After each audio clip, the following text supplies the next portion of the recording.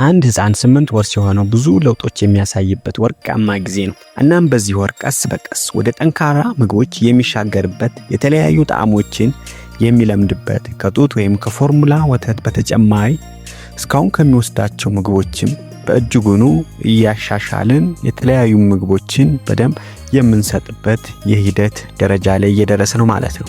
እናም አንድ 8 ወር የሞላው ልጅ እንዴት ነው ጤናማ አመጋገቦችን መመገብ ያለብን የሚለውን ሂደት እናያለን ማለት ነው በዚህ ቪዲዮ። ወይንም ልጄ ጤናማ የአመጋገብ ስርዓት ለመመገብ ምን ነገሮችን ማካተት መቻል አለበት የሚሉትን ሂደቶች እናያለን ማለት ነው በዚህ ቪዲዮ። ከዛ በፊት ግን አንድ 8 ወር የሞላው ህፃን ልጅ ምን አይነት የእድገት ደረጃዎችን ሊያሳይ ይችላል የሚሉትን እስኪ እንመልከት።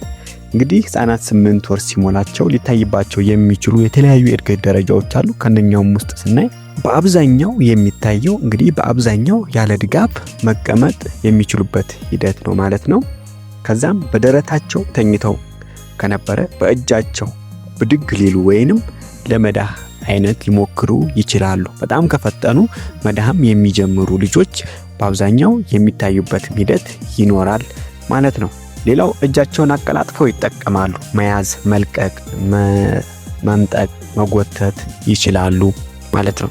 እንደ ቁጣን ያለ ወይንም ስማቸው ሲጠራ የመለየትና ስማቸው ሲጠራ ዞር የማለት ሂደቶችን በስፋት የሚታይባቸው ጊዜ ነው ማለት ነው።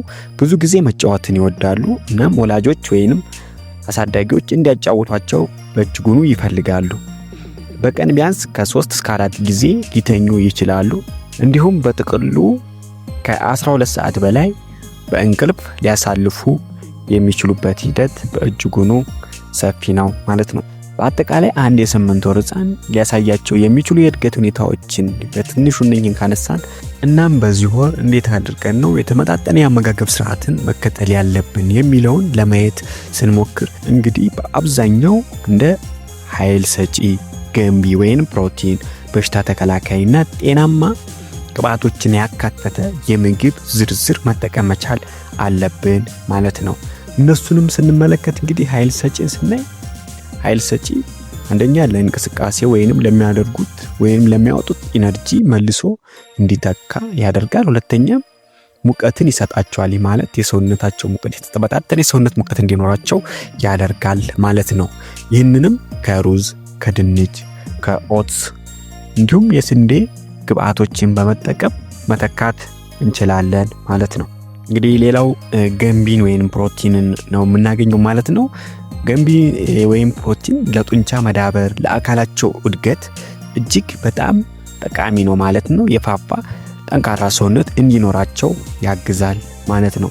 እና መጠቀም ያለብን ምንድነው ስንል የእንቁላል አስኳል አስኳሉን በመጀመሪያ ማስቀደም የእንቁላል አስኳል መስጠት እንችላለን ማለት ነው።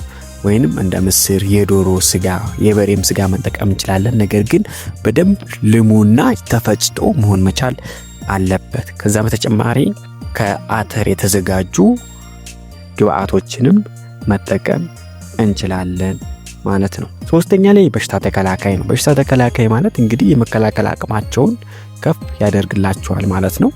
እናም በዚህ ውስጥ እንደ ዱባ፣ ስፒናች ወይንም ቆስጣ መጠቀም እንችላለን።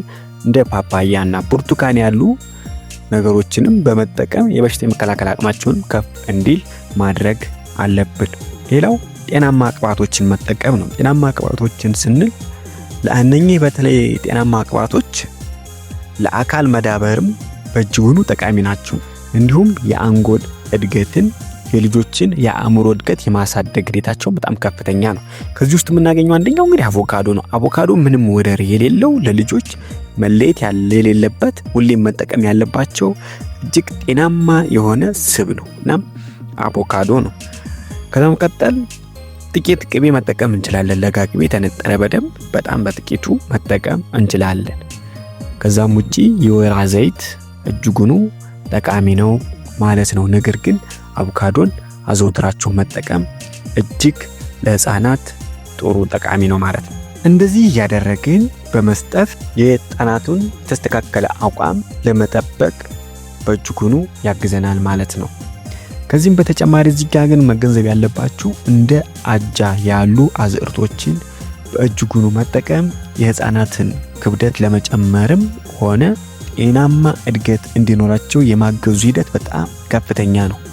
አጃ በባህሪው የአመጋገብ ወይንም ይሄ አፒታይትን የመክፈት ባህሪ አለው። ምግብ እንዳይሰለቹ ምግብ እንዳይዘጋቸው የማድረግም ሂደት ስላለው አጃን በሾርባም ሊሆን ይችላል በገንፎም በተለያዩ መልክ እየሰራችሁ ለህፃናት መጠቀም እጅግ በጣም ጠቃሚና ጤናማ ሂደት ነው።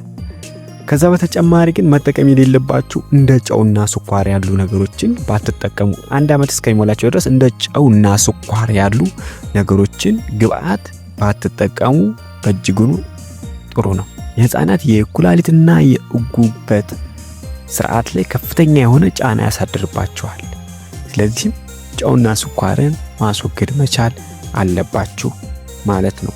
ከዛም በተጨማሪ የላም ወተት በተለይም እንደ ማር ያሉ ነገሮችን 1 ዓመት እስከሚሞላቸው በእጅጉኑ መጠቀም የለባችሁም ማለት ነው። እናም በዚህ ወር የምግብ ፍላጎታቸው መቀነስ ከታየበት ለምሳሌ 8 ወር የሞላው ህፃን ልጅ የምግብ ፍላጎቱ ከቀነሰ ምን ሊሆን ይችላል? ምን ሊትነው ተብሎ ሊታሰብ ይችላል የሚሉትን ስናይ አንደኛ ህመም ነው። ብዙ ጊዜ ህፃናት ካመማቸው የምግብ ፍላጎታቸው የወረደና የቀነሰ ሊሆን ይችላል። ነገር ግን ሁለተኛው የጥርስ ማብቀል ነው። በዚህ ሰዓት ህፃናት የምግብ ፍላጎታቸው ሊቀንስ ይችላል።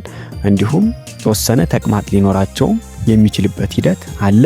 ከዛ በተጨማሪ የለሃጭ ማዝረክረክ የድድ መብላት ሂደቶች ሊኖሩ ይችላሉ። እናም በዚህ ሰዓት የታችኛው ጥርሳቸው ሊበቅልም ስለሚችል ይህንን ታሳቢ ማድረግ ይቻላል ማለት ነው። ሶስተኛ መጥገብ ነው። ያው ሲጠግቡ እምቢ ሊሉ ይችላሉ ወይንም አፋቸውን ዞር በማድረግ እምቢታቸውን ሊገልጹ ይችላሉ። አራተኛው የምግብን ጣዕም አለመውደድ ነው። ያን የምትሰጧቸውን ምግብ አንዴ ይጎርሱና ሁለተኛ ላይ ስትሞክራቸው ያን ምግብ አልመገብ ሊሉ ይችላሉ። ስለዚህ ልጅ ምግብ አልበላም ሳይሆን ምግቡን ቀይሮ በሌላ ምግብ መሞከር የግድ ሊሆን ይችላል ማለት ነው። ሆኖም ወላጆች ህፃናትን ምግብ ስትመግቡ በእጅጉኑ በትዕግስት መሆን መቻል አለበት። ትዕግስት እጅግ በጣም ያስፈልጋል። እንዲሁም በማጫወት በጨዋታ መሃል በማጉረስ ከዛም አብራችሁ በመብላት ስትበሉ እነሱንም አብሮ በማካተት መሆን መቻል አለበት ማለት ነው። እንደዚህ እያደረጋችሁ የልጆቻችሁን የምግብ ፍላጎት መቀነስ ለማበረታታት በእጅጉኑ ጠቃሚና ጥሩ መፍትሄ ነው ማለት ነው። በስተመጨረሻ ለዛሬ ያያስኩላችሁ ጠቃሚ መረጃ ይሄን ይመስላል ማለት ነው። እንደሚጠቅማችሁ ተስፋ አደርጋለሁ። ቪዲዮውን ላይክ፣ ቻናላችንን ደግሞ ሰብስክራይብ በማድረግ እኛን አግዙ። አመሰግናለሁ።